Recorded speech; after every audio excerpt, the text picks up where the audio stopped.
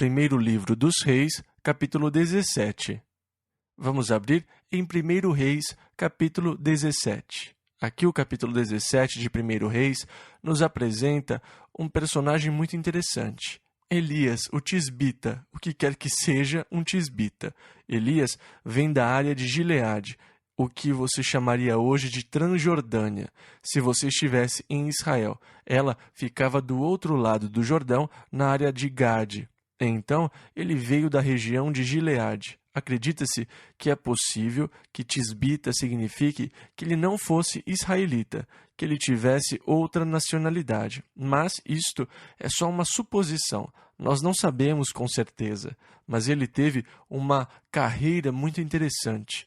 Ele chega à tribo apóstata do norte, no seu ponto mais baixo, quando Acabe é rei juntamente com sua esposa Jezabel. Eles tinham acabado com o culto a Deus, a Jeová.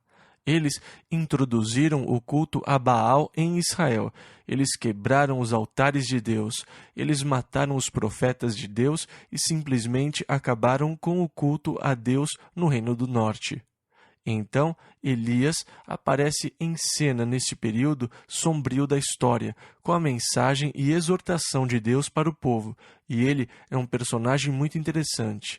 Há uma profecia em Malaquias que diz que antes de Jesus voltar, Elias virá e converterá os corações dos filhos de Israel aos seus pais, e que Deus vai mandar Elias de volta à nação de Israel para trazer um grande avivamento a Israel antes da segunda vinda de Jesus Cristo.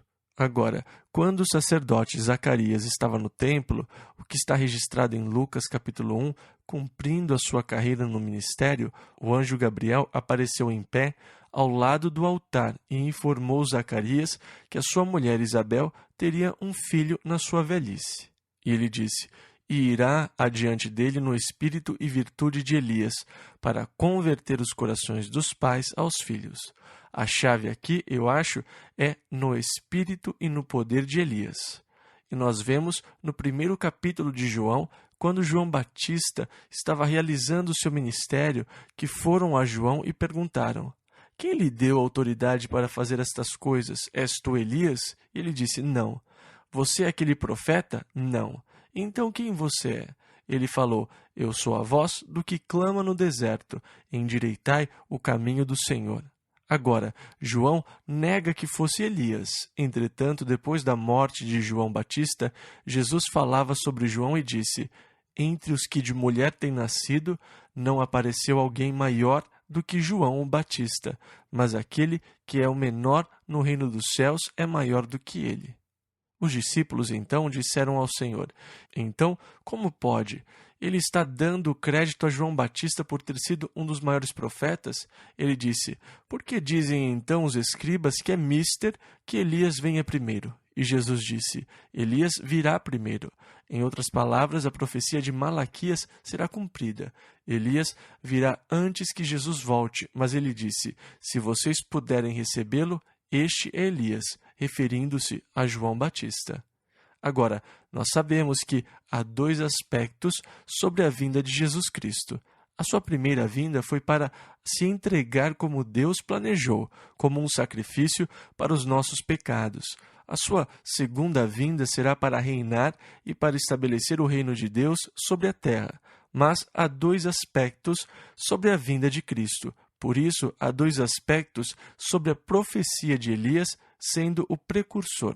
Por isso, João Batista, tendo vindo no espírito e no poder de Elias, foi o precursor da primeira vinda. Mas Elias irá voltar como precursor, mensageiro, antes da volta de Jesus. João Batista veio no espírito e no poder de Elias. Agora Elias apareceu com Jesus no Monte da Transfiguração.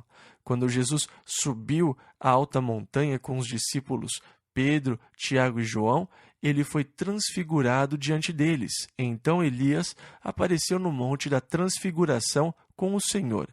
Sem dúvida, Apocalipse capítulo 11, versículo 2, fala sobre o Senhor enviando duas testemunhas, suas duas testemunhas à nação de Israel, e que uma das duas testemunhas, na verdade, será Elias, cumprindo a profecia de Malaquias. Então, Elias é um personagem muito interessante, porque ele é entrelaçado. Este é o começo da sua carreira, mas ele apareceu no Monte da Transfiguração, e ele vai aparecer mais uma vez antes da volta de Jesus. Agora, por causa da profecia que diz que Elias virá primeiro, toda vez que celebram a Páscoa, os judeus sempre deixam uma cadeira vazia e deixam a porta aberta. Eles esperam que Elias venha. A porta está aberta, ele é bem-vindo e eles têm uma cadeira à mesa pronta para ele, o que é um sinal da expectativa da volta do Messias. Mas eles sabem que antes da sua volta, ou melhor, eles não estão aguardando que ele volte, mas eles esperam pelo Messias, e a cadeira está pronta para Elias antes da sua vinda. Então, ele é um personagem muito interessante e agora nós chegamos ao estudo desse camarada, Elias, que apareceu a Israel nesse período sombrio da sua história, durante um grande declínio espiritual.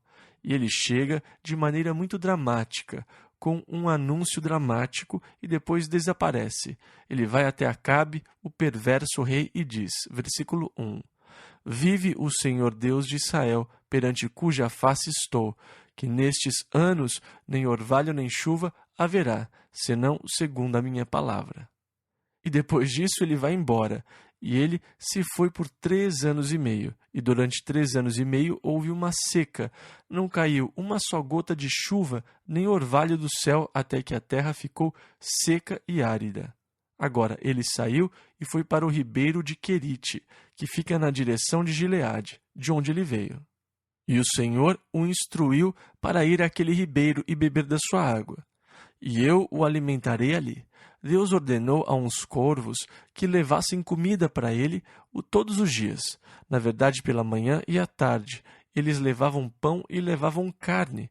Então ele ficou no ribeiro de Querite, e pela manhã e pela tarde os corvos apareciam com comida. Ele ficou ali até que o ribeiro secou por falta de chuva.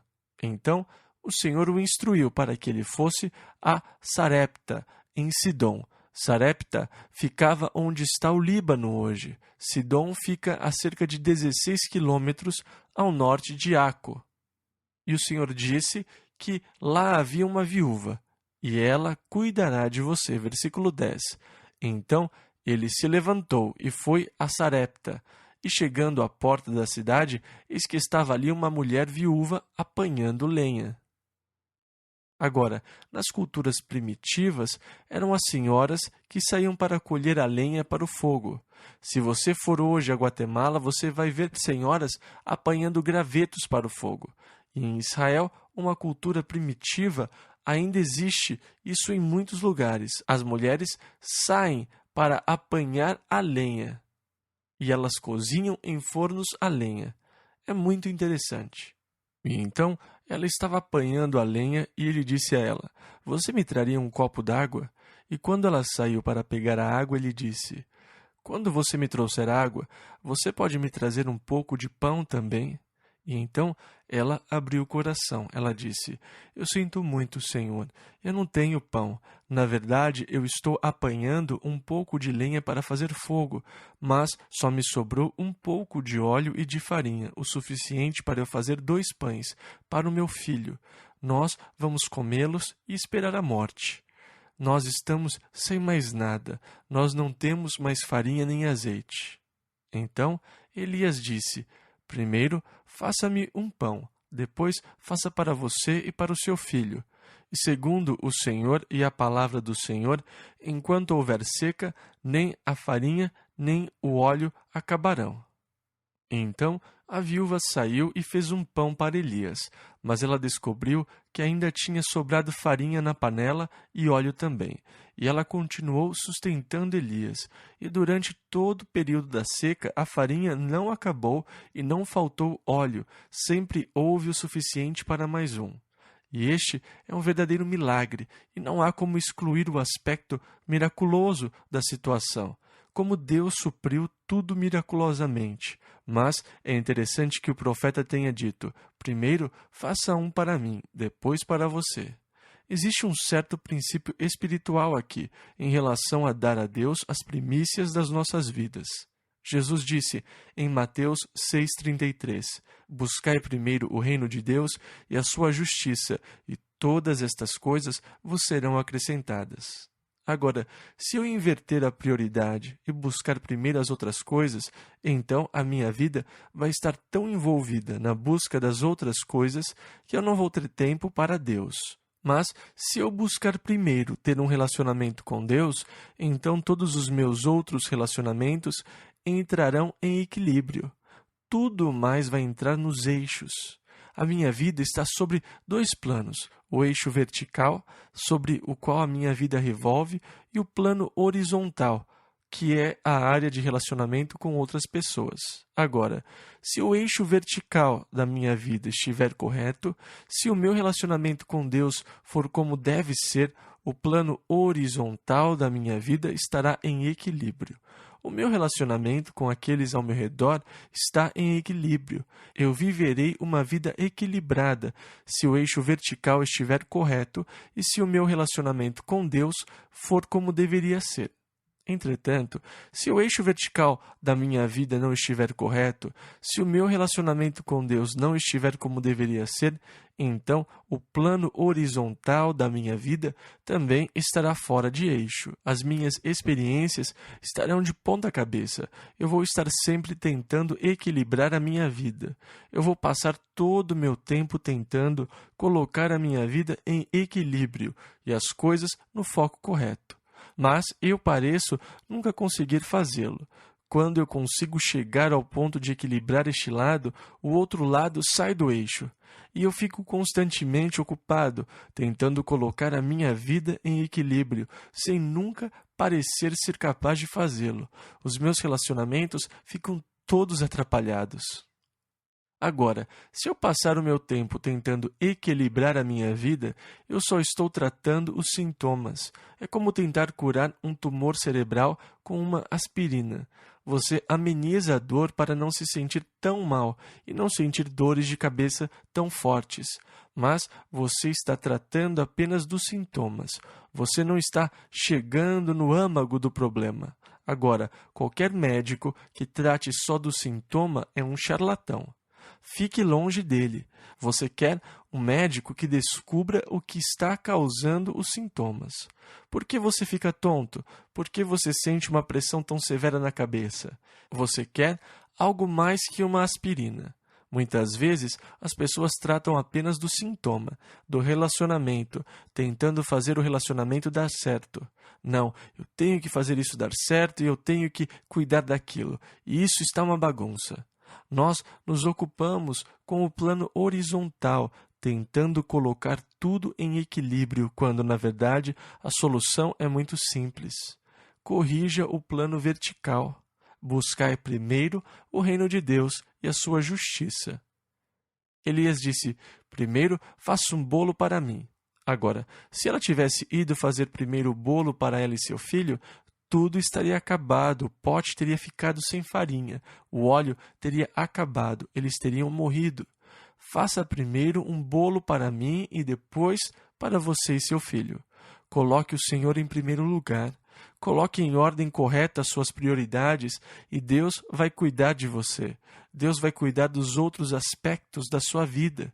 Então, o relacionamento mais importante que eu tenho no mundo inteiro é o meu relacionamento com Deus e nada deveria vir antes dele. E se eu tenho que trabalhar em algum relacionamento, deveria ser no meu relacionamento com Deus acima de qualquer outro relacionamento, porque se estiver correto, todos os outros estarão equilibrados. Se o relacionamento com Deus estiver fora do eixo, eu não terei como conseguir equilibrar a minha vida. Ela estará sempre de pernas para o ar. Não há outra maneira de conseguir uma vida equilibrada se ela não estiver centrada em Deus. E Ele é o eixo vertical sobre o qual a vida está girando. Ela vai estar sempre fora de equilíbrio, fora dos eixos. Então, na verdade, Elias estabeleceu para a moça um princípio para que Deus operasse. Coloque Deus em primeiro lugar e Deus vai cuidar de você. Ele vai cuidar das coisas que são secundárias, terciárias, em quarto lugar, mas é prioridade, é simples e é básico. E uma das verdades mais importantes que você precisa aprender na sua vida, que o seu relacionamento com Deus deve suplantar qualquer outro relacionamento. Certifique-se de que você tem um relacionamento correto com Deus, porque isso vai equilibrar todo o resto. Então, a mulher fez o que Elias disse e Deus cuidou dela. Versículo 16 ao 18. Da panela a farinha não se acabou, e da botija o azeite não faltou, conforme a palavra do Senhor que ele falara pelo ministério de Elias. E depois estas coisas sucedeu que adoeceu o filho desta mulher, dona da casa, e a sua doença se agravou muito, até que nele nenhum fôlego ficou. Então ela disse a Elias: Que tenho eu contigo, homem de Deus? Vieste tu a mim para trazeres à memória a minha iniquidade e matares a meu filho? Agora, é interessante que ela pensasse que a morte do filho dela estivesse relacionada ao seu próprio pecado. Versículo 19 ao 24. E ele disse: Dá-me o teu filho. E ele o tomou do seu regaço e o levou para cima ao quarto, onde ele mesmo habitava, num quartinho perto da casa dela, e o deitou em sua cama e clamou ao Senhor e disse: Ó Senhor meu Deus, também até a esta viúva com quem me hospedo afligiste, matando-lhe o filho? Então se estendeu sobre o menino 3 vezes e clamou ao Senhor e disse: Ó Senhor meu Deus, rogo-te que a alma deste menino torne a entrar nele. E o Senhor ouviu a voz de Elias, e a alma do menino tornou a entrar nele e reviveu. E Elias tomou o menino e o trouxe do quarto à casa, e o deu à sua mãe. E disse Elias: Vês aí, teu filho vive. Então a mulher disse a Elias: Nisto conheço agora que tu és homem de Deus, e que a palavra do Senhor na tua boca é verdade. Primeiro livro dos Reis, capítulo 18. E assim, nós fomos apresentados aqui a Elias. Versículo 1.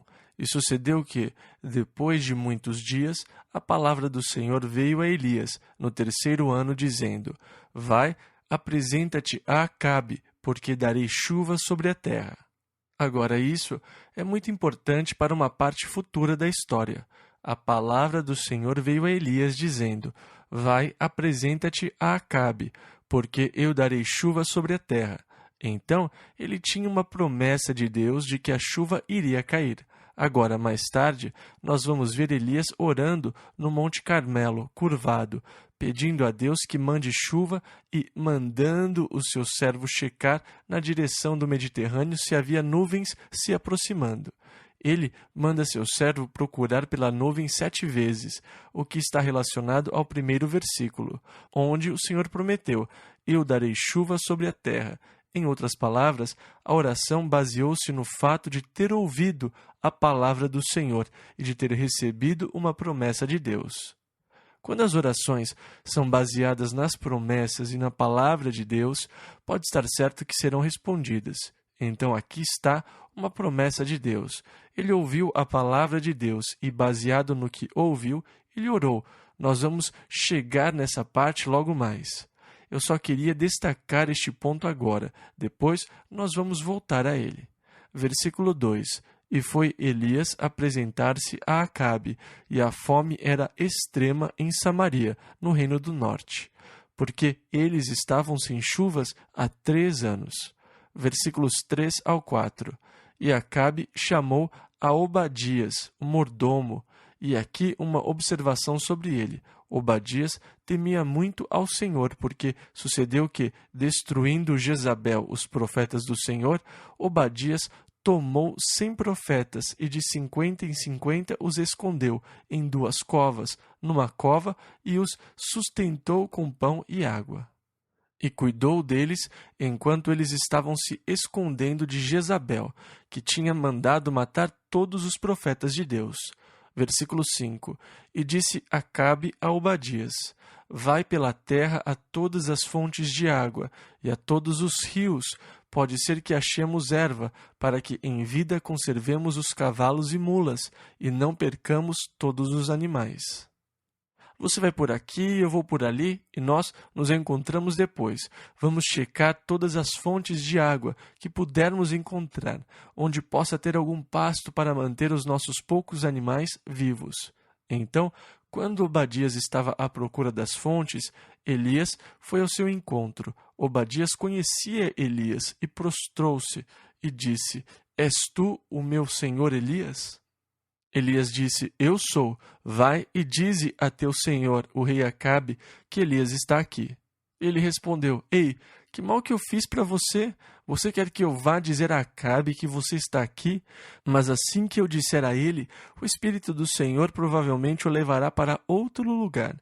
E você sabe que ele está atrás de você. Ele o tem procurado por todo lugar. Não há lugar onde ele não tenha procurado por você. Se eu disser a ele: Vem aqui, Elias vai se encontrar com você, mas se quando ele chegar aqui o Senhor o tiver levado para outro lugar, ele vai me matar. Agora veja, eu sou pai de família e não lhe desejo mal. Por que você me pede para fazer uma coisa dessa? E Elias disse: Eu vou estar bem aqui e vou me encontrar com ele. E disse de novo: Agora vá e diga ao seu senhor: Eis que Elias está aqui. Então Obadias foi encontrar-se com Acabe e disse a ele: Elias está aqui. Versículo 17. E sucedeu que, vindo Acabe a Elias, isso é interessante, disse-lhe: És tu o perturbador de Israel? Sabe, eu acho interessante as pessoas que vivem de um modo ímpio, e quando surge o fruto da sua perversidade, elas querem culpar Deus pelas calamidades nas suas vidas.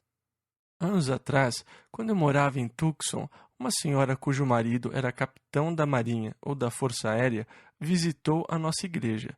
E depois eu fui à sua casa à noite para que eu pudesse conhecer o seu marido. E foi ele mesmo quem atendeu a porta. Quando eu me apresentei, eu disse: Eu sou o Chuck Smith, e a sua esposa esteve na nossa igreja domingo passado, e eu vim conhecê-lo. O homem começou a me xingar e disse: Saia daqui, eu não quero ver você. Ele estava muito zangado, ele nem me conhecia. Ele disse: Eu acabei de chegar do hospital e os médicos me disseram que a minha filhinha tem pólio. Bem, eu sabia que ele tinha um garotinho que era aleijado por causa da poliomielite. Ele tinha ido com a sua mãe na igreja. E ele falou: Esta é a minha segunda criança que tem pólio e eu odeio um Deus que permita que os meus filhos tenham essa doença. Eu não quero nada com qualquer um que tenha ligações com ele. E ele começou a me xingar de novo. E eu disse: Senhor, diga-me uma coisa, o senhor alguma vez serviu a Deus? E aquilo o deixou louco. E ele continuou falando e disse que ele não tinha servido a Deus. Ele falou: Eu sei como é que é. Meu pai é pastor presbiteriano. Eu cresci num lar cristão e tudo mais. Mas ele tinha muita amargura em relação a Deus. E eu disse: Bem, diga-me, se o Senhor odeia tanto a Deus e não o tem servido, por que Deus se sentiria obrigado a cuidar dos seus filhos? Quer dizer, afinal de contas, o que Deus deve ao Senhor? E daí ele ficou em silêncio, mas eu não pude entrar. Mas é interessante que, de alguma forma, nós queremos viver as nossas vidas e queremos ignorar Deus. Nós não queremos nada de Deus nas nossas vidas até que surge um desastre. Depois, de repente, nós queremos culpar Deus pela calamidade. Por que Deus faria isso comigo? Como se Deus me devesse alguma coisa, sendo que eu o ignoro completamente. E Acabe agora está querendo culpar o profeta de Deus pela calamidade que ocorreu na terra, a seca. Agora, só porque Elias disse que não haveria chuva enquanto ele não dissesse que haveria, ele culpa Elias pelo juízo de Deus. És tu o perturbador de Israel? Mas Elias não está prestes a assumir a culpa. Versículo 18 ao 24. Então disse ele: Eu não tenho perturbado a Israel, mas tu e a casa de teu pai, porque deixastes os mandamentos do Senhor e seguistes a Baalim. Agora, pois, manda reunir-se a mim todo o Israel no Monte Carmelo, como também os 450 profetas de Baal e os 400 profetas de Azerá, que comem da mesa de Jezabel. Então Acabe convocou todos os filhos de Israel e reuniu os profetas no Monte Carmelo. Então Elias se chegou a todo o povo e disse: Até quando cocheareis entre dois pensamentos? Se o Senhor é Deus, segue-o, e se Baal, segue-o. Porém o povo nada lhe respondeu. Então disse Elias ao povo: Só eu fiquei por profeta do Senhor, e os profetas de Baal são 450 homens. Deem-se-nos, pois, 2 bezerros, e eles escolham para si um dos bezerros, e o dividam em pedaços, e o ponham sobre a lenha, porém não lhe coloquem fogo. E eu prepararei o outro bezerro, e o porei sobre a lenha, e não lhe colocarei fogo. Então invocai o nome do vosso Deus, e eu invocarei o nome do Senhor. E há de ser que o Deus que responder por meio de fogo, esse será Deus. E todo o povo respondeu, dizendo: É boa esta palavra. E então aqui Elias faz um desafio aberto, explícito aos profetas de Baal. Versículo 25 a 27. E disse Elias aos profetas de Baal: Escolhei para vós um dos bezerros, e preparai-o primeiro, porque sois muitos, e invocai o nome do vosso Deus, e não lhe ponhais fogo. E tomaram o bezerro que lhes dera, e o prepararam, e invocaram o nome de Baal, desde a manhã até ao meio-dia, dizendo: Ah, Baal, responde-nos. Porém, nem havia voz, nem quem respondesse, e saltavam sobre o altar que tinham feito. E sucedeu que, ao meio-dia, Elias zombava deles. Ele os provocou um pouquinho, e dizia: Ei, clamai em altas vozes, porque ele é um Deus. Pode ser que esteja falando, ou que tenha alguma coisa que fazer, ou que intente alguma viagem. Talvez esteja dormindo e despertará. Ou seja, por que vocês não gritam um pouco mais alto? Versículo 28. E eles clamavam em altas vozes, e se retalhavam com facas e com lancetas, conforme ao seu costume, até derramarem sangue sobre si. Eles pulavam sobre o altar, clamavam a Baal por fogo, e é claro que nada acontecia. Versículo 29 ao 45. E sucedeu que, passado o meio-dia, profetizaram eles, até a hora de se oferecer o sacrifício da tarde. Porém, não houve voz, nem resposta, nem atenção alguma. Então Elias disse a todo o povo: Chegai-vos a mim. E todo o povo se chegou a ele, e restaurou o altar do Senhor que estava quebrado. Elias tomou 12 pedras, conforme ao número das tribos dos filhos de Israel. E com aquelas pedras edificou o altar em nome do Senhor. Depois fez um rego em redor do altar, segundo a largura de 2 medidas de semente. Então armou a lenha, e dividiu o bezerro em pedaços, e o pôs sobre a lenha, e disse: Enchei de água 4 cântaros, e derramai-a sobre o holocausto, e sobre a lenha. E disse: Fazei-o segunda vez, e o fizeram segunda vez. Disse ainda: Fazei-o terceira vez, e o fizeram terceira vez, de maneira que a água corria ao redor do altar, e até o rego ele encheu de água. Sucedeu que, no momento de ser oferecido o sacrifício da tarde, o profeta Elias se aproximou e disse: Ó Senhor, Deus de Abraão, de Isaque e de Israel, manifeste-se hoje que Tu és Deus em Israel, e que eu sou Teu servo, e que conforme a Tua palavra fiz todas estas coisas. Responde-me, Senhor, responde-me, para que este povo conheça que Tu és o Senhor Deus, e que Tu fizeste voltar o seu coração. Então caiu fogo do Senhor e consumiu o holocausto, e a lenha, e as pedras, e o pó, e ainda lambeu a água que estava no rego. O que vendo todo o povo caíram sobre os seus rostos e disseram: Só o Senhor é Deus, só o Senhor é Deus. E Elias lhes disse: Lançai mão dos profetas de Baal, que nenhum deles escape. E lançaram mão deles. E Elias os fez descer ao ribeiro de Quizon, que fica no vale aos pés do Monte Carmelo, e segue pelo Megido até o Mediterrâneo, e ali os matou. Então disse Elias a Acabe: Sobe, come e bebe, porque há ruído de uma abundante chuva. E Acabe subiu a comer e a beber. Mas Elias subiu ao cume do Carmelo, e se inclinou por terra, e pôs o seu rosto entre os seus joelhos, e disse ao seu servo: Sobe agora e olha para o lado do mar. E subiu e olhou, e disse: Não há nada. Então disse ele: Volta lá 7 vezes. E sucedeu que, A 7ª vez disse: Eis aqui uma pequena nuvem, como a mão de um homem subindo do mar.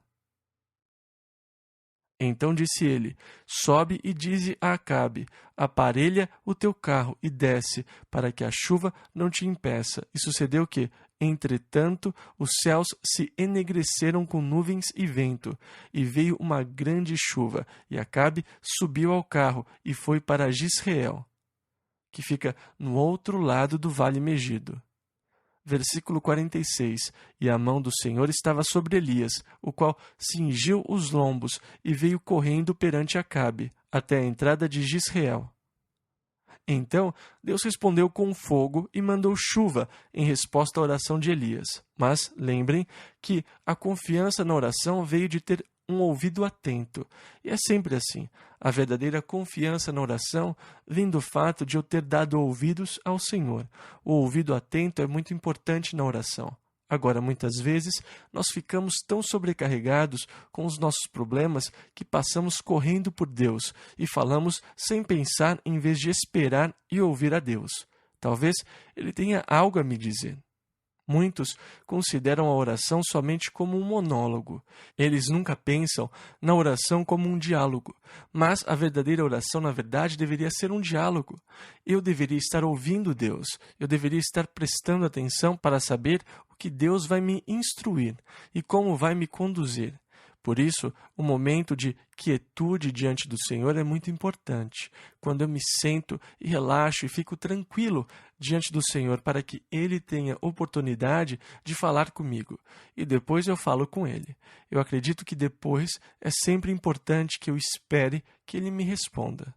Então, eu gosto de passar um tempo em quietude, ouvindo, falando, ouvindo de novo, para que eu receba instruções, direções, condução do Senhor como resposta ao meu pedido. É sempre uma experiência emocionante quando Deus responde ao meu pedido e começa a me dar direcionamento e respostas, porque eu separei um tempo para esperar pela resposta. Muitas vezes as pessoas dizem: Deus nunca me responde. Bem, você deu alguma chance a Ele? Você estava ouvindo? Você esperou uma resposta de Deus? Primeiro livro dos Reis, capítulo 19, versículo 1 ao 3. E Acabe fez saber a Jezabel tudo quanto Elias havia feito, e como totalmente matara todos os profetas à espada. Então Jezabel mandou o mensageiro a Elias a dizer-lhe: Assim me façam os deuses, e outro tanto, se de certo amanhã, a estas horas, não puser a tua vida como a de um deles. O que vendo ele se levantou e para escapar com vida se foi, e chegando a Berseba, que fica a cerca de 130, 140 quilômetros ao sul daquela área, que é de Judá, deixou ali o seu servo. Provavelmente tão cansado que nem conseguia correr mais. Versículo 4. Ele, porém, foi ao deserto, caminho de um dia, e foi sentar-se debaixo de um zimbro, e pediu para si a morte, e disse: Já basta, ó Senhor, toma agora a minha vida, pois não sou melhor do que meus pais.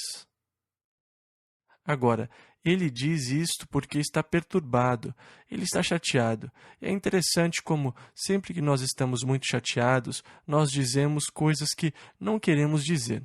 Sabe, você fica muito chateado e acaba dizendo coisas que não queria. E muitas vezes, depois de dizer, você lamenta ter dito. Eu estava irritado e não usei a cabeça. Eu abri a boca e disse aquelas coisas. Mas, na verdade, não era essa a minha intenção. Muitas vezes, nós dizemos coisas sem intenção de dizê-las. Nós deveríamos ter muito mais cuidados com o nosso falar. Você diz ao seu filho: volte já para casa ou eu arranco a sua cabeça fora. Mas você não queria dizer aquilo. O profeta estava dizendo: Senhor, toma minha vida, eu cansei, desisto. Por favor, me mate, Senhor. Eu não quero dar mais um passo. Se ele queria morrer, ele não precisava ter corrido. Ele poderia ter ficado lá em Jizreel e Jezabel teria cuidado disso com prazer. Então, o fato de que ele correu mostrou que ele queria viver. O motivo da fuga era escapar da ameaça de Jezabel de matá-lo. Versículo 5. E deitou-se e dormiu debaixo do zimbro, e eis que então um anjo o tocou, e tinha-lhe preparado uma refeição, e lhe disse: Levanta-te, come, porque você vai partir para uma longa jornada. Então ele comeu comida de anjo, e aquilo o sustentou por 40 dias. Coisa boa, muito nutritiva essa comida. Ele passou 40 dias com a força daquela comida. Versículo 8. E caminhou até Horebe, o monte de Deus. Ele foi até o Sinai. Ele realmente fugiu dela. Ele foi ao deserto, para o Monte Sinai, ou Monte Horebe. O monte é conhecido por estes dois nomes. O monte onde Moisés encontrou Deus e recebeu o Senhor. Versículo 9. E ali entrou numa caverna, e passou ali a noite, e eis que a palavra do Senhor veio a ele, lá na caverna, e lhe disse: Que fazes aqui, Elias? Agora, Elias não entendeu a pergunta direito. A pergunta era: O que você está fazendo aqui, Elias? E Elias respondeu porque ele estava lá, não o que ele estava fazendo, mas porque ele estava lá. Versículo 10. E ele disse: Tenho sido muito zeloso pelo Senhor Deus dos exércitos, porque os filhos de Israel deixaram a sua aliança, derrubaram os teus altares e mataram os teus profetas à espada, e só eu fiquei, e buscam a minha vida para me tirarem. Como isso poderia ficar pior? A nação de Israel estava numa completa apostasia. Eles tinham abandonado o Senhor, quebrado os seus altares, matado os seus profetas. Só um profeta tinha sobrado e eles estavam procurando por ele. Agora Elias está exagerando porque ele está irritado e chateado. E isso é uma coisa que o desânimo e o desespero podem fazer. Eles fazem com que você exagere a situação para que ela pareça pior do que ela realmente é. Nós ficamos tão desanimados e abatidos que nós não queremos que ninguém nos anime. Eu só quero compaixão a essa altura. Isso é terrível. Ninguém jamais chegou a esse ponto. Nós exageramos a situação, assim como Elias estava exagerando os problemas de Israel. Eles mataram todos os profetas e só eu fiquei, e agora eles querem me matar. Deus, o Senhor, não tem mais ninguém em Israel. Mas não é bem assim, Elias. Você está irritado, e eu entendo. Você chegou a um ponto em que não consegue ver nenhuma luz de esperança, nada. Versículos 11 e 12. E Deus lhe disse: Sai para fora e põe-te neste monte perante o Senhor. Elias saiu da entrada da caverna e ficou em pé. E eis que passava o Senhor como também um grande e forte vento que fendia os montes e quebrava as penhas diante do Senhor. Rolando as pedras, sabe, morro abaixo. Porém o Senhor não estava no vento, e depois do vento um terremoto. O lugar todo tremeu. Também o Senhor não estava no terremoto, e depois do terremoto um fogo. Porém também o Senhor não estava no fogo, e depois do fogo uma voz mansa e delicada.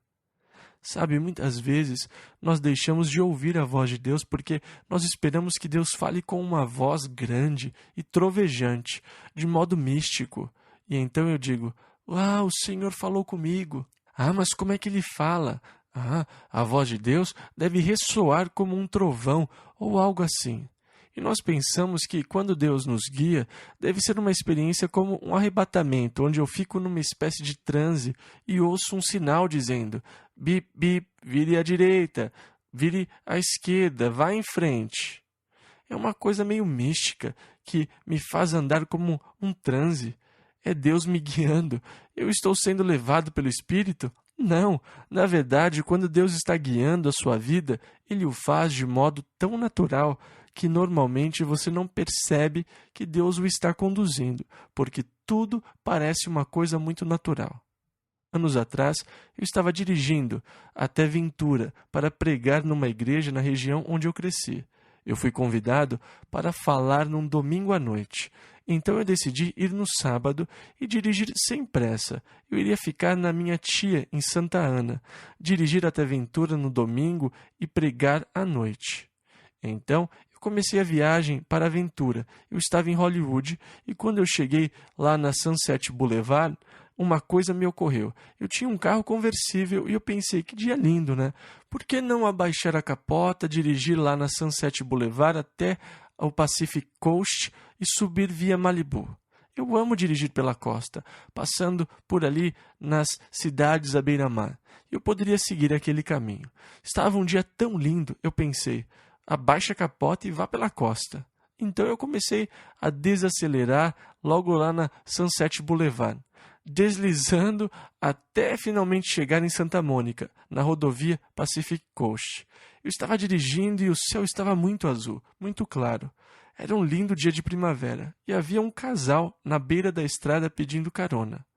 Bem, eu estou sozinho, eu poderia dar uma carona para eles, eu pensei. Então, eu dei carona a eles e comecei a fazer perguntas. Eu descobri que eles eram de Montana. Eu disse, bem, o que vocês estão fazendo na Califórnia? E eles disseram, nós estamos procurando trabalho. Eu disse, o que vocês fazem? Eu sou agricultor. Ele disse, eu não tenho conseguido achar nada em Los Angeles. E eu falei, para onde vocês vão? Eles disseram, bem, nós estamos indo para São Francisco. Eu disse, não há fazendas em São Francisco, nem em Los Angeles, são cidades grandes. Eu falei, agora, entre esta cidade e São Francisco, há muitas fazendas. Na verdade, eu estou indo para Ventura. Tem muitas fazendas na região de Ventura.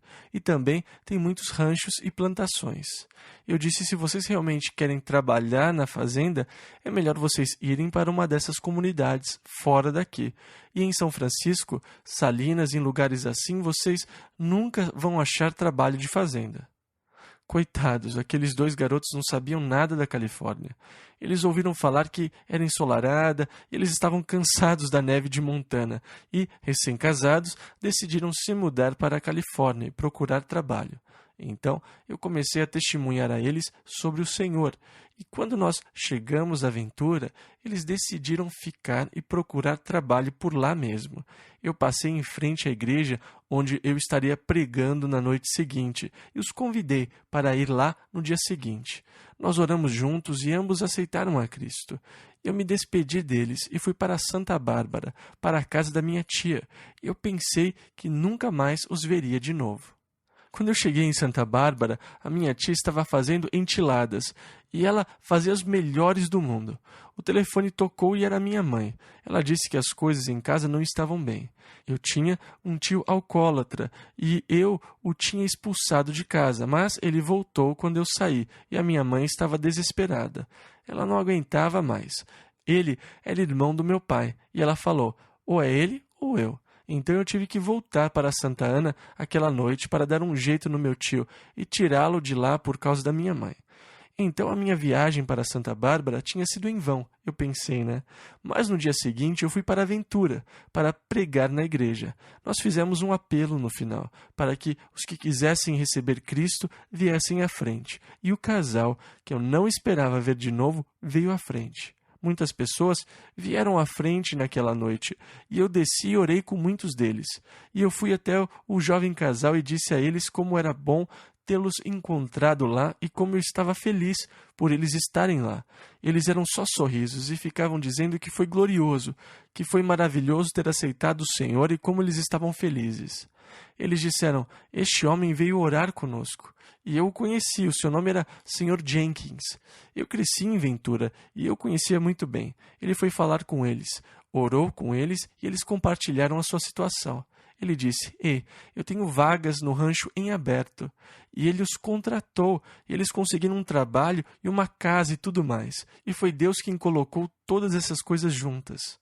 Depois eu fiquei pensando, deve ter sido o Senhor que colocou em mim o pensamento de baixar a capota e ir pela costa, sabe? Eu achava que tinha sido eu porque eu amo o mar e tudo mais. Pareceu algo tão natural que eu não me dei conta naquele momento em Hollywood que o Espírito de Deus estava falando comigo, me conduzindo até o casal que estava em busca do Senhor, porque eles estavam muito abertos e prontos para receber o testemunho. Então eu me dei conta. Deus estava me conduzindo porque, embora eu ame a beira-mar, eu não gosto da Sunset Boulevard, com todos aqueles semáforos até chegar à praia. Mas, de repente, eu percebi que tinha sido o Senhor. Agora, não houve nada místico, nem trovões, relâmpagos, nem ventos fortes ou terremotos, nada assim. Foi de modo muito natural. E o que as Escrituras dizem é que Deus fala conosco de modo muito natural. Não espere que Deus fale com você por meio de um terremoto. Na verdade, é muito difícil ouvir Deus quando a terra ao nosso redor está tremendo. É extremamente difícil ouvir Deus no meio dos temporais e das tempestades da vida. É difícil ouvir Deus quando parece que tudo ao nosso redor está sendo destruído. Muitas vezes, nós precisamos aquietar o nosso coração diante de Deus. Nós precisamos sair do temporal. Nós precisamos sair do terremoto e das coisas ao nosso redor para ficarmos a sós, para podermos ouvir a calma e baixa voz de Deus em nós, que nos guia, que nos assegura dos seus propósitos. E eu recebo a força e a ajuda de Deus quando Ele fala comigo. É aquela voz calma e baixinha dentro de mim, tão natural que parece que vem do nosso próprio coração ou do nosso pensamento. Mas, na verdade, é Deus falando com você. É sempre muito emocionante quando eu me dou conta de que aquele pensamento não veio do meu subconsciente, que aquele meu pensamento veio de Deus. Deus plantou aquele pensamento na minha mente, aquela calma, aquela voz doce. Era Deus falando comigo. E é maravilhoso, é uma experiência gloriosa ouvir aquela voz tranquila e baixa. O Senhor repetiu a pergunta: o que você está fazendo aqui, Elias? Mas Elias ainda não entendeu a pergunta. Ele respondeu ao Senhor do mesmo jeito. Versículo 14. E ele disse: eu tenho sido em extremo zeloso pelo Senhor Deus dos exércitos, porque os filhos de Israel deixaram a tua aliança, derrubaram os teus altares e mataram os teus profetas à espada, e só eu fiquei, e buscam a minha vida para me tirarem. Agora a pergunta era: o que você está fazendo aqui? Não era: por que você está aqui? Então, o Senhor é mais específico com este profeta perturbado, porque, na verdade, ele não estava fazendo nada. Ele estava escondido, sem fazer nada. Ele tinha se dado uma folga. Ele estava sem nenhuma missão. Mas não havia ninguém para testemunhar naquele deserto, e ele não estava fazendo nada. Deus não gosta que nós não façamos nada. Então o Senhor dá a ele uma outra missão. Versículos 15 e 16. E o Senhor lhe disse: vai, volta pelo teu caminho para o deserto de Damasco, e chegando lá, unge a Azael, rei sobre a Síria. Também a Jeú, filho de Ninsi, ungirás rei de Israel. E também a Eliseu, filho de Safate, de Abel-Meolá, ungirás profeta em teu lugar. Deus o mandou de volta ao trabalho. Deus o tirou do esconderijo da caverna, de não fazer nada, e o incumbiu de voltar a fazer a obra do Senhor. Assim como Deus quer que você se mexa e volte a fazer alguma coisa que vale a pena para Ele. Depois o Senhor acrescenta uma coisa no final. Elias, você estava exagerando. Versículo 18. Também deixei ficar em Israel 7.000. Todos os joelhos que não se dobraram a Baal, e toda a boca que não o beijou. Ah, só sobrou eu. Não, você não está sozinho. Eu ainda tenho 7.000. Deus os conhecia, eles estavam obedecendo. Versículo 19 ao 21. Partiu, pois, Elias dali e achou a Eliseu, filho de Safate, que andava lavrando com 12 jumentas de bois adiante dele. E ele estava com a 12ª. Na verdade, ele tinha 10 na sua frente e 2 ao seu lado. E Elias passou por ele e lançou sua capa sobre ele. Então deixou ele os bois e correu após Elias e disse: deixa-me beijar a meu pai e a minha mãe, e então te seguirei. E ele lhe disse: vai e volta, pois que te fiz eu? Voltou, pois, de os seguir e tomou a junta de bois e os matou. E com os aparelhos dos bois cozeu as carnes e as deu ao povo, e comeram. Então se levantou e seguiu a Elias, e o servia. Primeiro livro dos Reis, capítulo 20. Versículo 1 ao 4. E Ben-Hadad, rei da Síria, ajuntou todo o seu exército, e havia com ele 32 reis, e cavalos e carros, e subiu, e cercou a Samaria, e pelejou contra ela, e enviou à cidade mensageiros, a Acabe, rei de Israel, que lhe disseram: Assim diz Ben-Hadad: a tua prata e o teu ouro são meus, e tuas mulheres e os melhores de teus filhos são meus. E respondeu o rei de Israel e disse: conforme a tua palavra, ó rei meu senhor, eu sou teu e tudo quanto tenho. Então ele pede rendição completa. Eu quero todo o seu ouro e prata, e quero as suas mulheres, tudo, todas as suas posses. E Acabe estava se rendendo. Ele disse: tudo o que eu tenho é seu. Mas Ben-Hadad não estava satisfeito. Versículos 5 ao 10. E tornaram a vir os mensageiros, e disseram: assim diz Ben-Hadad: enviei-te, na verdade, mensageiros que dissessem: tu me hás de dar a tua prata e o teu ouro, e as tuas mulheres e os teus filhos.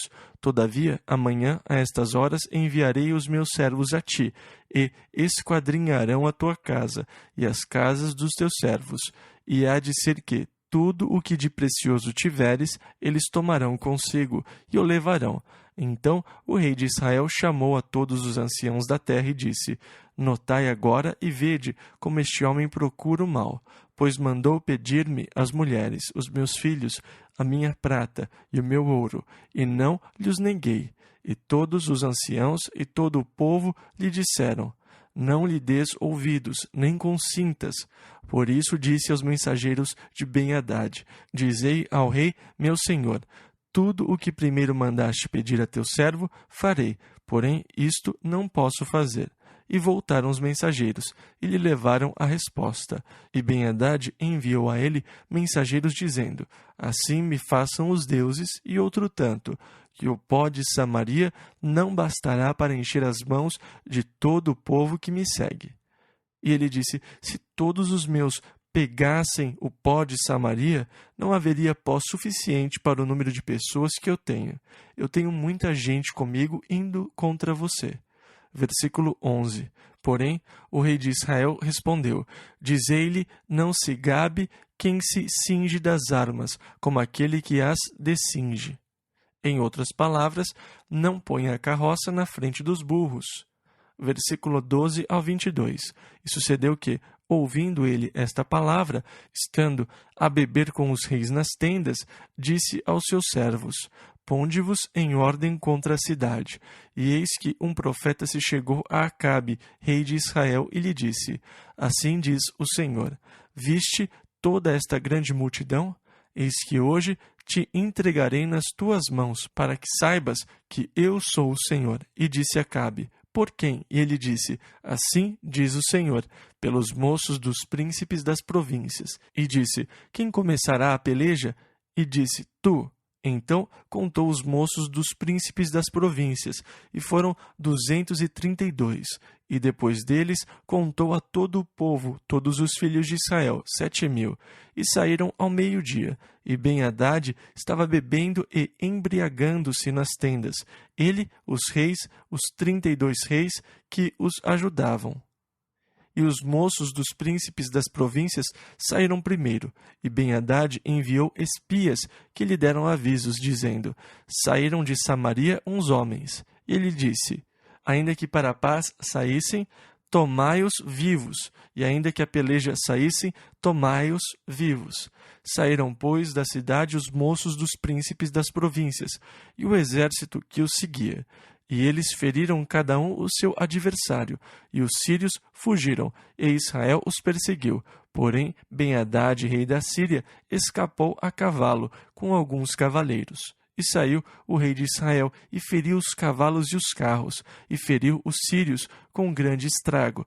Então o profeta chegou-se ao rei de Israel, e lhe disse: vai, esforça-te e atenta, e olha o que hás de fazer, porque no decurso de 1 ano o rei da Síria subirá contra ti.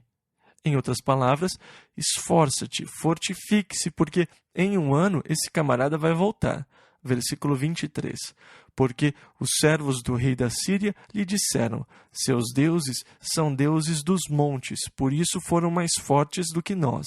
Mas pelejemos com eles em campo raso, e por certo veremos, se não somos mais fortes do que eles. Porque os deuses deles são deuses dos montes e não deuses dos vales. Agora, sem dúvida, eles pensavam em deuses de forma localizada. Nós jamais devemos pensar em Deus de forma localizada. Deus é o que chamamos de onipresente. Isso quer dizer que Ele está em todo lugar de uma vez. Por isso, é errado pensar em Deus restrito a uma localidade. Às vezes, nós pensamos em Deus como estando restrito aos céus. Ele parece muito distante e remoto, porque eu não sei onde fica o céu. Ele deve ficar lá no espaço, em algum lugar. E você aponta para o céu, para o espaço, dessa forma. Mas então você se dá conta de que a Terra é redonda e você aponta para baixo e não para o espaço, mas na outra direção. E eu poderia sair pelo espaço à procura de Deus, mas eu poderia estar na direção errada no espaço. Se eu restringir Deus a uma localidade, o céu, ou eu posso pensar em Deus aqui na igreja, numa determinada localidade. E muitas vezes, nas nossas orações, nós expressamos a ideia de que Deus habita aqui. Senhor, nós somos muito gratos por podermos estar na Tua presença esta noite, porque nós podemos nos reunir aqui na Tua presença. Ei, você estava na presença dele quando você saiu da sua casa hoje. Você estava na presença dele quando dirigiu até aqui. Você não pode escapar da presença de Deus. Por isso, é errado pensar em Deus restrito a uma localidade, mas aquele era o conceito pagão de Deus. Ele é o Deus dos montes, e esse que foi o problema. Você lutou contra eles nos montes, e o Deus deles é o Deus dos montes. Por isso você foi derrotado. Na próxima vez, lute contra eles no vale, porque o Deus deles é Deus dos montes, não dos vales, e você poderá derrotá-los. E então ele disse: reúnam o seu exército novamente, todos os reis, todas as carruagens, subam uma segunda vez. Então Ben-Hadad reuniu o exército da Síria e foi até Afeque para lutar contra Israel. Versículo 27. Também aos filhos de Israel se passou revista, e providos de víveres marcharam contra eles. E os filhos de Israel acamparam-se defronte deles, como 2 pequenos rebanhos de cabras. Eles eram incomparavelmente mais numerosos. Versículo 27. Mas os sírios enchiam a terra. Eles eram como 2 pequenos rebanhos, e os sírios estavam em grande número. Versículo 28. E chegou o homem de Deus, e falou ao rei de Israel, e disse: assim diz o Senhor, porquanto os sírios disseram, o Senhor é Deus dos montes, e não Deus dos vales, toda esta grande multidão entregarei nas tuas mãos, para que saibas que eu sou o Senhor. Agora, o que eu acho interessante é que, a essa altura, embora Acabe tenha abandonado o Senhor e fosse um rei muito corrompido, Deus ainda falava com ele. Embora você dê as costas a Deus, Deus continua a falar com você.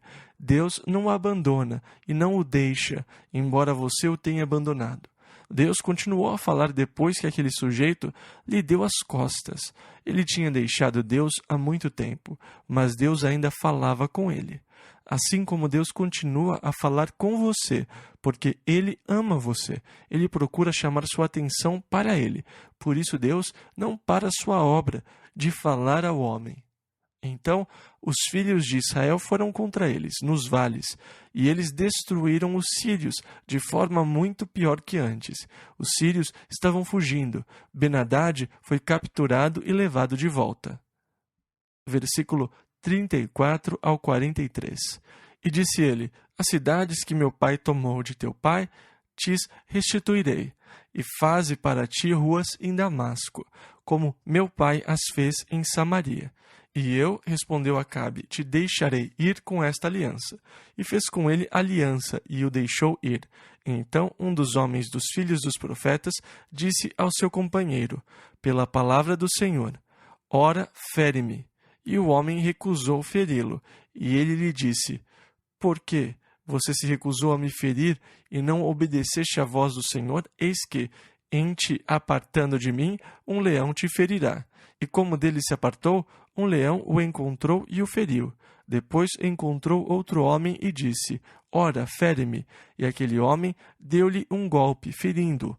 Então foi o profeta, e pôs-se perante o rei no caminho, e disfarçou-se com cinza sobre os seus olhos. E sucedeu que, passando o rei, clamou ele ao rei, dizendo: Teu servo estava no meio da peleja, e eis que, desviando-se um homem, trouxe-me outro homem, e disse: Guarda-me este homem, se vier a faltar, será a tua vida em lugar da vida dele, ou pagarás um talento de prata. Sucedeu, pois, que, estando o teu servo ocupado de uma e de outra parte, eis que o homem desapareceu. Então o rei de Israel lhe disse: Esta é a tua sentença, tu mesmo a pronunciaste.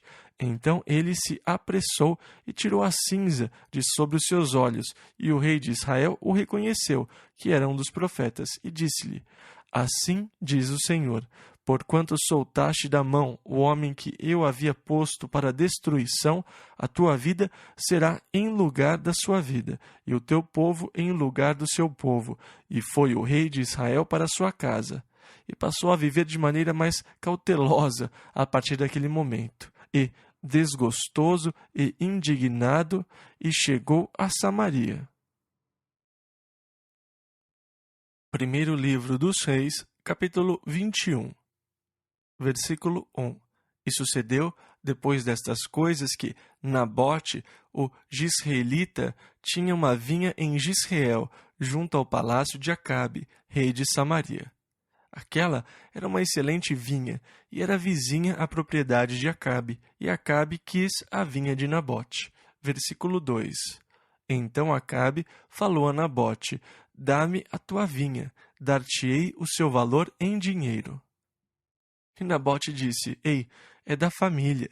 Se eu vender, eu estarei vendendo a propriedade da família. Eu não quero vender a vinha. Ela não está à venda. E Acabe começou a choramingar. Ele ficou irritado, fazendo beicinho porque alguém não fez o que ele queria. Ele está choramingando quando sua mulher diz: O que está havendo? Ele falou: Eu não aguento, eu quero a vinha de Nabote. E ela diz: Pare de chorar, eu vou conseguir a vinha se é a vinha que você quer. Então ela ordenou aos homens da cidade que se reunissem, e ela contratou 2 homens para mentir contra Nabote. Então os anciãos se reuniram, e Nabote estava lá. E aqueles 2 homens chegaram e deram falso testemunho. Eles disseram: Nós ouvimos este homem amaldiçoar o rei e amaldiçoar a Deus. E a sentença para quem amaldiçoasse a Deus, claro, era o apedrejamento até a morte. Então os 2 homens mentiram ao testemunhar contra ele. Nabote foi morto, e Jezabel, então, tomou a vinha e a deu de presente ao seu marido. Versículo 17 ao 22. Então veio a palavra do Senhor a Elias, o tisbita, dizendo: Levanta-te, desce para encontrar-te com Acabe, rei de Israel, que está em Samaria. Eis que está na vinha de Nabote, aonde tem descido para possuí-la. E falar-lhe-ás, dizendo: Assim diz o Senhor, porventura não mataste e tomaste a herança? Falar-lhe-ás mais, dizendo: Assim diz o Senhor, no lugar em que os cães lamberam o sangue de Nabote, lamberão também o teu próprio sangue. E disse Acabe a Elias: Já me achaste inimigo meu? E ele disse: Achei-te, porquanto já te vendeste para fazeres o que é mal aos olhos do Senhor. Eis que trarei mal sobre ti, e arrancarei a tua posteridade, e arrancarei de Acabe a todo o homem, tanto o escravo como o livre, em Israel, e farei a tua casa como a casa de Jeroboão, filho de Nebate, e como a casa de Baasa. Em outras palavras, a dinastia da família iria se acabar. Versículo 23 ao 25. E também acerca de Jezabel falou o Senhor, dizendo: Os cães comerão a Jezabel junto ao antemuro de Jizreel. Aquele que morrer dos de Acabe na cidade, os cães o comerão, e o que morrer no campo, as aves do céu o comerão. Porém ninguém fora como Acabe, que se vendera para fazer o que era mal aos olhos do Senhor, porque Jezabel, sua mulher, o incitava. Não há nenhum outro pior do que este rei. Versículo 26 ao 29. e fez grandes abominações, seguindo os ídolos, conforme a tudo o que fizeram os amorreus, os quais o Senhor lançou fora da sua possessão de diante dos filhos de Israel. Sucedeu, pois, que Acabe, ouvindo essas palavras, rasgou as suas vestes, e cobriu a sua carne de saco, e jejuou, e jazia em saco, e andava mansamente. Então veio a palavra do Senhor a Elias tisbita, dizendo: Não viste que Acabe se humilha perante mim?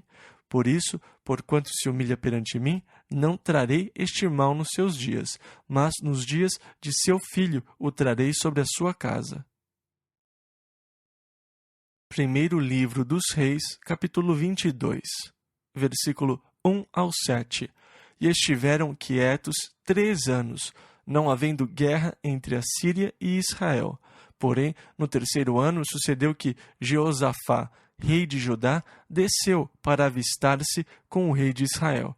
E o rei de Israel, isto é, Acabe, disse aos seus servos: Não sabeis vós que Ramote de Gileade é nossa, e nós estamos quietos, sem a tomar da mão do rei da Síria?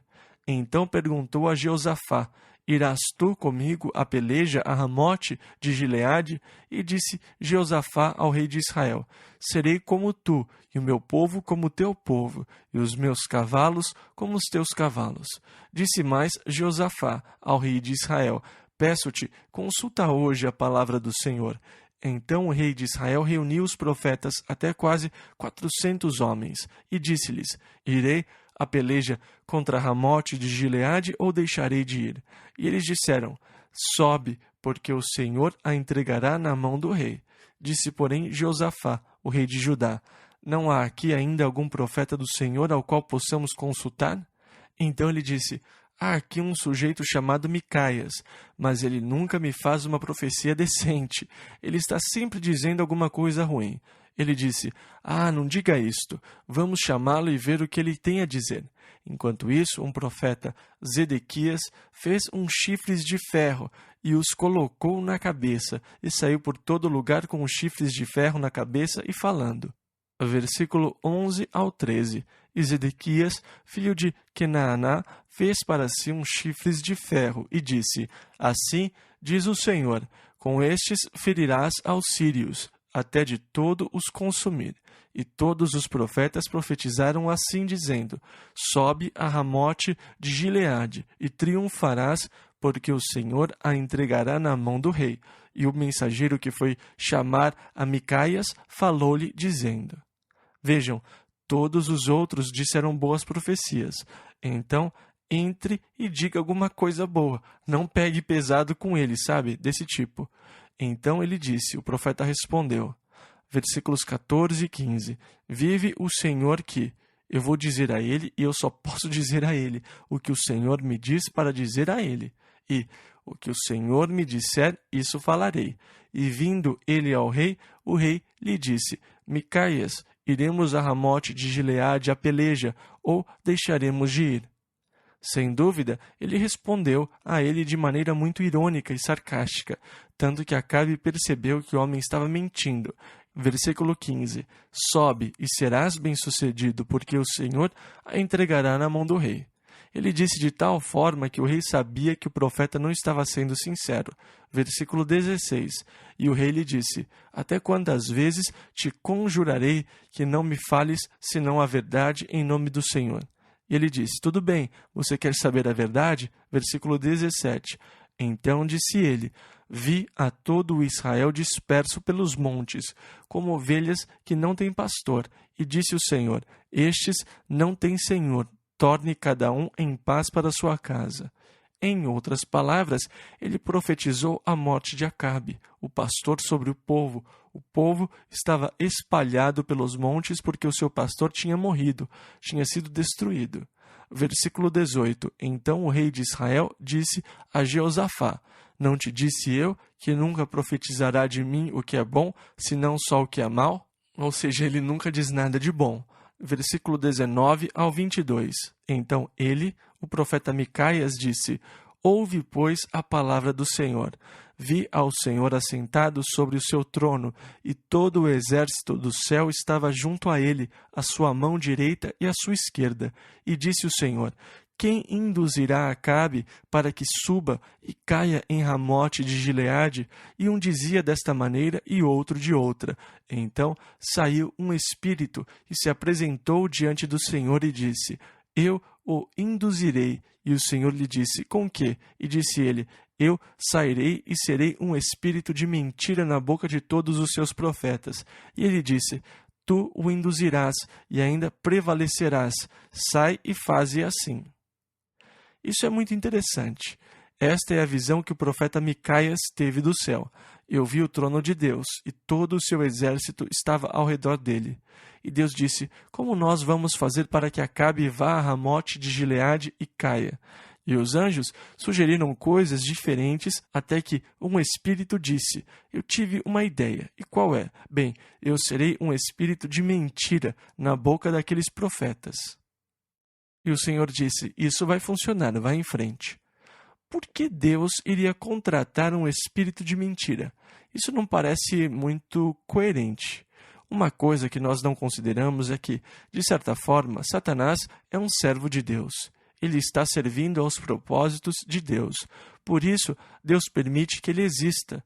Por isso, Deus lhe permite liberdade. Ele está agindo na esfera da sua livre escolha, mas os controles estão nas mãos de Deus. Nós cometemos um trágico erro no nosso conceito quando pensamos em Satanás como oposto de Deus. Satanás não é oposto de Deus. Deus é um ser eterno, onipotente, enquanto Satanás é uma criatura e está na categoria dos anjos. Então, se você estiver procurando um oposto de Satanás, talvez você deva olhar para Miguel, um dos arcanjos. Aí você tem opostos, mas de jeito nenhum ele é um oposto de Deus. Não tem como ele ser classificado até mesmo perto de Deus. Ele está abaixo da natureza de Deus, e embora ele seja oposto a Deus, ele não é oposto de Deus. Ele não tem como ser oposto de Deus, que é Deus, o Deus eterno, onipotente. Satanás é definitivamente limitado no seu entendimento, nas suas habilidades, nos seus poderes. Eles são limitados por Deus. Deus diz que eles podem ir até certo ponto, não além. Satanás reclamou a Deus sobre as suas limitações no caso de Jó. O Senhor coloca uma cerca ao redor dele. Eu não consigo alcançá-lo. Ele estava reclamando que Deus tinha colocado limitações sobre o que ele poderia fazer. Então Satanás só tem permissão dentro de uma certa limitação. Deus coloca limitações sobre ele, mas ele serve os propósitos de Deus. Por isso, Deus pode e usa Satanás ou os seus emissários para realizar os seus propósitos. Este é um caso onde Deus usa um espírito de mentira para realizar os seus propósitos. Ele chega e os falsos profetas contam mentiras a Acabe e o encorajam a ir contra Ramote de Gileade. Então Acabe ordena que prendam o profeta Micaias. Coloquem-no na prisão até que eu retorne em paz. E ele disse: Se você retornar, eu não sou um profeta de Deus. Então eles partiram para Ramote de Gileade. Jeosafá, o rei de Judá, foi com Acabe. Quando eles estavam chegando a Ramote de Gileade para atacarem os sírios, Acabe disse a Jeosafá: Ei, pegue a minha carruagem, eu vou colocar uma vestimenta comum. Eu quero participar da batalha. Então ele tirou as vestimentas reais para que ele pudesse lutar na batalha. Ele estava querendo um pouco de emoção. Então ele deixa sua carruagem, a carruagem do rei, e entra em outra carruagem, para poder entrar na parte mais intensa da batalha. E nesse meio tempo, o comandante sírio disse aos seus companheiros: Escutem, tudo o que nós queremos é o rei. Então vamos nos concentrar e capturar Acabe. Se nós o matarmos, os demais ficarão tão desmoralizados que não precisaremos fazer mais nada. Então eles viram Jeosafá sentado na carruagem de Acabe com o manto de Acabe. Eles acharam que era Acabe e começaram a perseguir a carruagem até que Jeosafá fugiu. Ele estava sendo perseguido porque eles não estavam concentrados na batalha, só em uma pessoa. Isso era tudo o que eles queriam, e quando eles finalmente o alcançaram, eles viram que não era Acabe, que era Jeosafá. E esta, a seguir, é uma passagem interessante da Escritura. Versículo 34. Então um homem armou o arco e atirou a esmo. Em outras palavras, ele atirou uma flecha na direção do inimigo de qualquer jeito, e a flecha atingiu Acabe.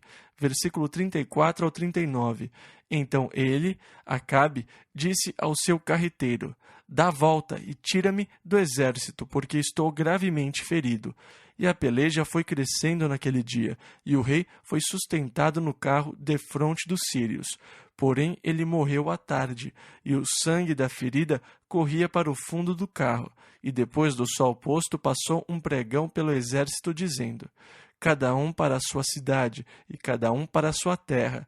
E morreu o rei, e o levaram a Samaria, e sepultaram o rei em Samaria. E, levando-se o carro no tanque de Samaria, os cães lamberam o seu sangue. Ora, as prostitutas se lavavam ali, conforme a palavra que o Senhor tinha falado, quanto ao mais dos atos de Acabe, e a tudo quanto fez, e a casa de marfim que edificou, porventura não está escrito no livro das crônicas dos reis de Israel? Curiosamente, a cidade de Megido é uma das cidades que Acabe reconstruiu. Na verdade, em Megido, há cerca de 20 níveis diferentes de cidades, que foram edificadas umas sobre as outras. Ela foi um campo de batalhas, de muitas batalhas da antiguidade. Então, quando uma cidade era destruída, eles construíam outra cidade sobre ela. Arqueólogos escavaram em uma área e encontraram cerca de 20 civilizações ou níveis diferentes na cidade. Agora, no nível que data da época de Acabe, próximo ao templo de Baal, as ruínas do templo de Baal que Acabe construiu, foram encontradas várias centenas de jarras com esqueletos de bebês que foram sacrificados pelos pais no culto a Baal. Foi isto o que Jezabel e Acabe introduziram ao povo. Os arqueólogos descobriram, perto das ruínas do templo de Baal, edificado por Acabe, em Megido, jarros com os esqueletos de bebês sacrificados ao deus Baal. Isso nos ajuda a entender por que Deus queria que esta terrível religião fosse totalmente destruída, porque ela envolvia sacrifícios, mas sacrifícios humanos dos seus próprios bebês no culto que prestavam ao seu Deus. Então, chegamos ao fim de Acabe e o seu filho Acasias reinou no seu lugar. Agora, vamos para Jeosafá, para outro reino. Lembram que semana passada nós falamos que nós tínhamos dois reinos, o reino do norte e o reino do sul? Então, agora nós voltamos ao reino do sul.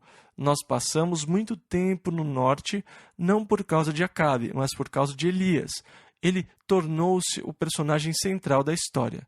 Então, muito se falou de Acabe, mas apenas porque Elias foi um personagem proeminente durante este período em particular da história. Mas, voltando ao Reino do Sul, onde os descendentes de Davi estão no trono, versículo 41, e Jeosafá, filho de Asa, que foi um bom rei na maior parte do tempo, começou a reinar sobre Judá no 4º ano de Acabe, rei de Israel. Então, eles foram co-regentes por um bom período de tempo. Versículo 42 ao 44.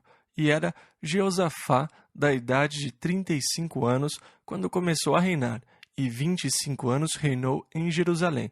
E era o nome de sua mãe Azuba, filha de Sili, e andou em todos os caminhos de seu pai Asa, de quem eu disse que tinha sido um bom rei. Ele não se desviou deles, fazendo o que era reto aos olhos do Senhor. Todavia, os altos, usados no culto pagão, não se tiraram. Ainda o povo sacrificava e queimava incenso nos altos. Vocês lembram que ele subiu e foi convidado por Acabe a participar na batalha contra Ramote de Gileade? Então, houve uma aliança entre os dois reis. Versículo 46. Quanto ao mais dos atos de Jeosafá e ao poder que mostrou e como guerreou, porventura não está escrito no livro das crônicas dos reis de Judá? Nós vamos ver essa história quando chegarmos em Crônicas, porque nós temos as crônicas dos reis de Judá, embora não tenhamos as crônicas dos reis de Israel. Versículos 46 e 47. Também expulsou da terra o restante dos sodomitas, que ficaram nos dias de seu pai Asa. Então, não havia rei em Edom, porém um vice-rei. Isto é, na área ao sul do Mar Morto, na parte mais distante, não havia rei, só havia um vice-rei, um governador na terra. Versículo 48 ao 53. Então, não havia rei em Edom, porém um vice-rei, um governador, e fez Jeosafá navios de Tarsis para irem a Ofir por causa do ouro, porém não foram, porque os navios se quebraram em Ezion-Geber.